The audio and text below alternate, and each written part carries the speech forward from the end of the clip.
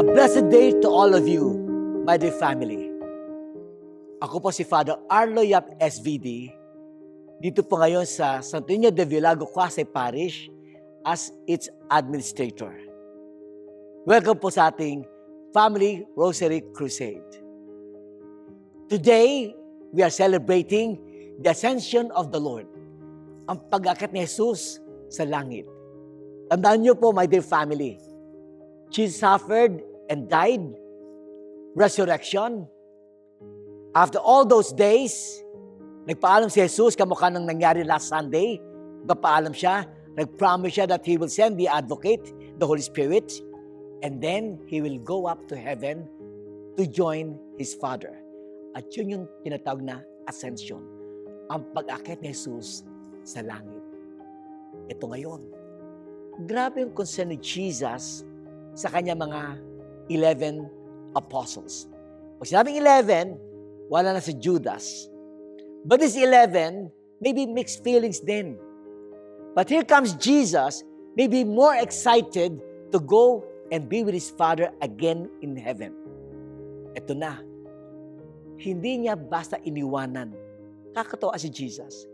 Grabe yung kanyang malasakit sa kanyang mga alagad.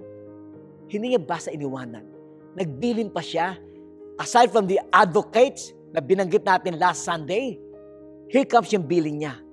Go, therefore, and make disciples of all nations, baptizing them in the name of the Father, and of the Son, and of the Holy Spirit, teaching them to observe all that I have commanded you.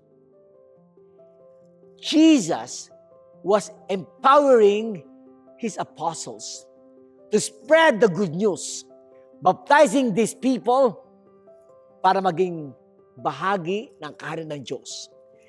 Baptizing them in the name of the Father, and of the Son, and of the Holy Spirit. At towards then, sabi niya, and behold, I am with you always until the end of the age. Meaning to say, my dear family, si Jesus is always with us. Kaya nga, one expression of that promise is when we do Holy Mass sa ating simbahan. When 2 or 3 are gathered in my name, that I am in their midst. So Jesus is fulfilling that promise that every time magkakasama tayo, mga manampalataya, Jesus is always with us. Kaya nga ito sinabi niya, behold, I am with you always until the end of the age. Kaya si Jesus, sa kanyang pag-akyat sa langit, hindi niya basta iniwanan na ganun lang. Hindi. Iniwanan niya, nagbigay siya ng misyon, baptize all men in the name of the Father, and of the Son, and of the Holy Spirit. At nangako siya, I will be with you till the end of times. At saka pa siya umakyat sa langit. I just like to dedicate these thoughts sa mga OFW. Hindi madali ang iwanan ang iyong mga mahal sa buhay. Hindi madali. Kahit nandoon ka sa kabila na nagtatrabaho ka, halimbawa sa Middle East, nag-aalala ka kung ano nangyari sa mga anak mo, sa asawa mo, yung kanilang buhay na sinasaboy araw-araw, nag-aalala kayo. Pero ang ginawa ni Jesus is a good example. Empower your children. The way Jesus empowered yung kanyang mga alagad. Empower even your wife or your spouse. Palakasin mo loob nila. At kasama doon sa empowerment, yung lagi mo silang sasabihan, I am here with you always. Meron na mga Zoom, social media pwedeng gamitin para malaman ninyo na kayo nagkakasama-sama. Therefore, PS, don't lose your hope. Kahit physically, hindi mo nakikita si Jesus. Si Jesus ay kasama natin palagi.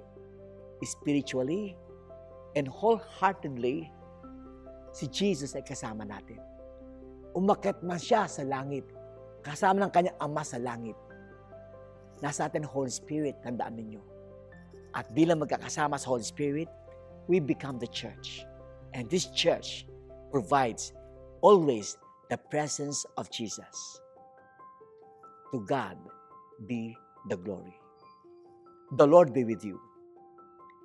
May Almighty God bless all of you, especially all those going abroad to work for their families. May the Lord bless the families left behind in the name of the Father, and of the Son, and of the Holy Spirit. Amen.